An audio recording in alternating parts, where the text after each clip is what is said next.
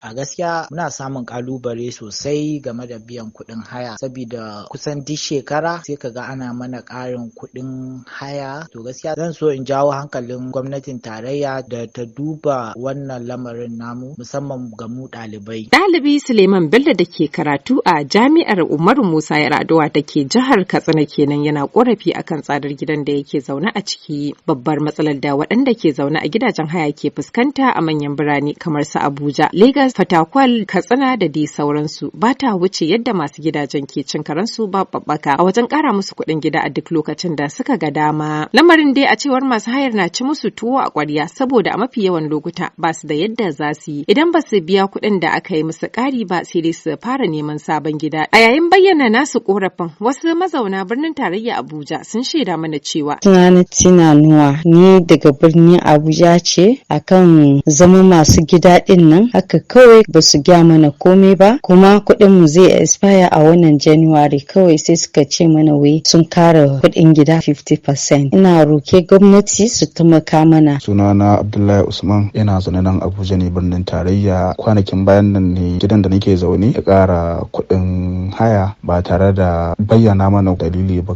Duba yanayin da ƙasar take ciki, abin dubawa shine mutum kawai ya zo ƙara kuɗin haya kawai sai ya ƙara kaso 50 cikin 100. A wani bangare kuma Nuruddin Adam da ke zaune a birnin Legas ya ce su masu gida suna tsawwala ma mutane tunda a wasu lokutan zaki ga an zo kwatsam an ƙara ma kuɗi ninkin ma yadda kake biya da. Ni ma ina da irin wannan experience din, ina biyan 800 ko shekara 2 ban yi ba, aka zo kawai rana ɗaya aka ce min kuɗin haya ya koma miliyan 1.200. Matsalan shine ba wai ka tashi ba ka je ka nemi wani gidan. Dokokin da masu gida ma a wannan jihar suka sa shi kanshi tashin hankali ne, kuma wannan abin ya kamata gwamnati ta duba. Barista Mai Nasara Kogo masanin shari'a ne. Magana takaddama da ake da ita tsakanin masu gidajen haya da kuma waɗanda suke haya a gidajensu. Idan muka ɗauki babban birnin tarayya Abuja, nan ne ma za ka ga suna cin karansu ba babbaka. Kuma abin da ya kamata shine tun lokacin da za a yi haya akwai yarjejeniya da ake sawa, wato tenancy agreement. To a nan ne kake sa haƙƙinka ko kuma kake yadda haƙƙinka. To ka biya kuɗi an baka rasidi, wannan ba shine yarjejeniya ba. Idan ya kasance ba a sanin agreement ba, to a nan ne za ka iya garzayawa kotu wadda aka shirya musamman ta shari'a masu haya da masu gidaje. Akwai ta a babban birnin tarayya Abuja, akwai ta a kowace jiha. Dokoki ne karkashin majalisar dokoki na jihohi. Kowane bangare na birni akwai ka'idojin kuɗin haya, to shine ita kotu za ta duba ta gani. Idan ta duba ta gani cewa abin yayi yawa, haƙƙin ka nan wurin da zai fito da sauransu. Duk yunkurin ji ta bakin masu gidajen kan abin da yasa suke ƙarin irin wannan kuɗin ba gaira ba dalili ya ci tura, domin duk waɗanda na tuntuɓa sun ki amincewa su ce uffan.